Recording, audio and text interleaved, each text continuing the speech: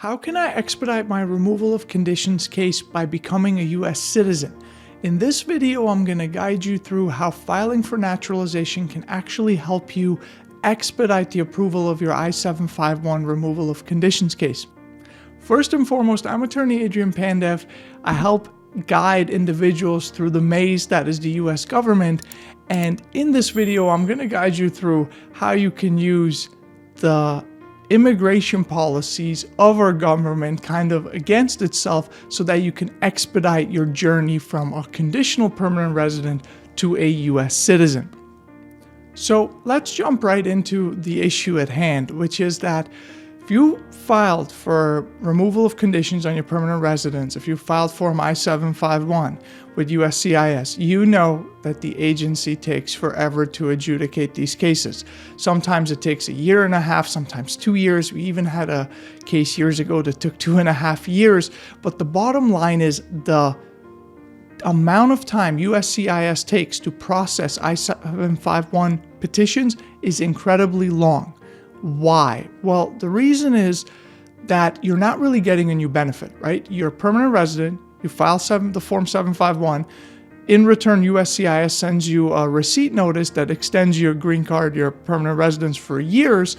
So in essence, by you getting that extension, you continue to have proof of employment authorization, you should be able to travel, etc. So the way the agency sees it, it is simply not a priority. Why is it not a priority? Because you're not applying for anything new, right? Others are waiting to become permanent residents, to obtain visas, etc. These are lesser priority cases, unfortunately.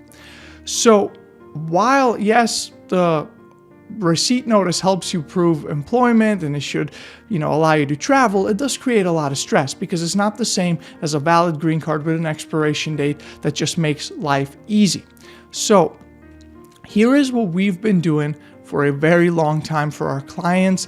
It has worked for every one of our cases. So I've read online, I've seen on Reddit, some people question the strategy. I don't understand it. I've never had an issue with the strategy. And the strategy is quite simple. Exactly 1 year from when you filed to remove conditions, so 1 year from when you submitted Form I-751, you should be eligible to file for naturalization as long as you're still married and living together with your US citizen spouse. So what we do is we tell all of our clients, and to be honest, only a handful of clients where the marriage ended during this process is where we haven't employed this strategy. The strategy is quite simple. Basically, after we file the 751, a year later, we file for naturalization as long as the client wants to become a US citizen. Why does this benefit the client? Well, or why does it benefit you, right, if you're employing the strategy? Well, here is the trick. You can file for naturalization up to 90 days before your 3-year anniversary. Now, to qualify to naturalize to become a US citizen after 3 years instead of the regular 5 years, you have to be married to and living with your US citizen spouse. So again, this only works for those for those permanent residents who are married to a US citizen spouse, living together with them and have done so for 3 years. But many people who are waiting for their removal of conditions petition to be approved fall into this category, right? Because that green card petition is based on the marriage to the US citizen spouse anyway. So the way this works out is that because you have that 90-day window before your 3-year anniversary, you can submit the naturalization application, the N-400, roughly exactly 1 year after you submitted the I-751 petition, which you have to file within 90 days of the expiration date of your 2-year green card. So the bottom line is, and here's where the trick comes in.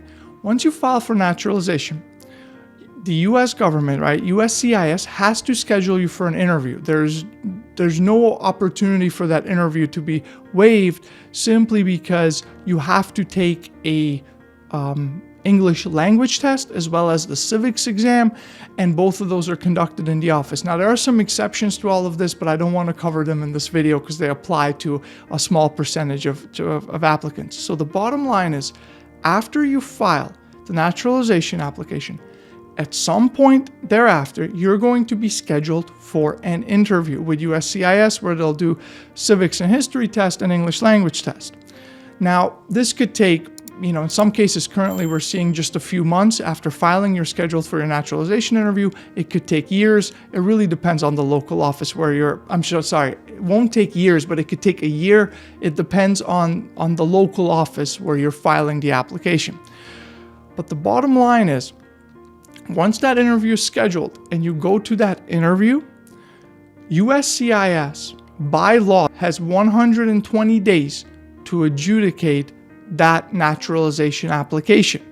So simply put, right, after your naturalization interview, if USCIS does not issue a decision denying or approving your naturalization application within 120 days, well, then they're in violation of the rules, and you can very simply petition a court to make sure that they rendered that decision quickly. Now, in most cases, I don't want to say most, in the absolute majority of cases, there's no reason to petition any court.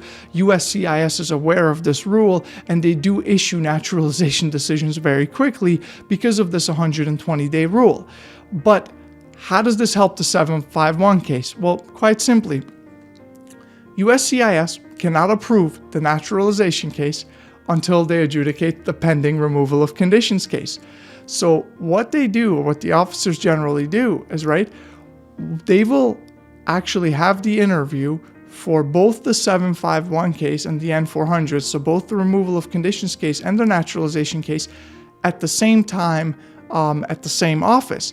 And what will happen is, once the officer approves both of those together, you will get an approval notice for your I-751 together with the notice scheduling your oath ceremony. So by doing this, and by employing this strategy of filing the N400, the naturalization application, while the I-751 is pending, you're actually front-loading the whole process. The way I explain it to clients is, you're actually starting to play offense instead of defense, right? You're not sitting around waiting for years for USCIS to approve your removal of conditions petition, and only after that starting your naturalization case, which will then potentially take well over a year too, and then the whole process takes many years. No, the moment you're eligible, you file for naturalization. A certain amount of months after that, it could be a few, it could be, up to 12 months, whatever, but you're gonna have a naturalization interview. It is very likely you won't hear back about the 751 at the time of that interview, but once you have that interview, USCIS should approve both of those cases, obviously assuming that the naturalization case and the 751 are approvable, right? But here is what this does, and I have a long list of clients for whom this has worked. What ends up happening is that many people never actually see that 10-year green card. Instead, they just have a US passport, because even though the 751 is approved, the green card is never actually produced because the oath ceremony takes place first, and at that point, the individual just applies for a US passport. So again, just to wrap up this video, I don't want it to get too long. The bottom line is that if you qualify, right, to file for naturalization to become a US citizen, under the 3-year rule, right, so that you can become a US citizen earlier than the general 5-year rule because you're married and living with a US citizen. Well, in that case, don't wait until your I-751 removal of conditions petition is approved. File the naturalization application as soon as you can, and that will expedite both cases because you're going to become a US citizen much sooner. Of course, this whole video assumes that you want to become a US citizen. This strategy will not work if you have no desire to become a US citizen. But in my experience, just working with clients, most fall into the category that they do want to pursue citizenship after obtaining their green card. So anyway, I hope you found this video helpful. If you have questions or have any comments, please leave them in the comments. That will help me record other videos and get answers out there and knowing what you want to hear from me. And if you like the video and the content, please follow the channel and like the video. It really helps me. And thank you so much for watching. Bye-bye.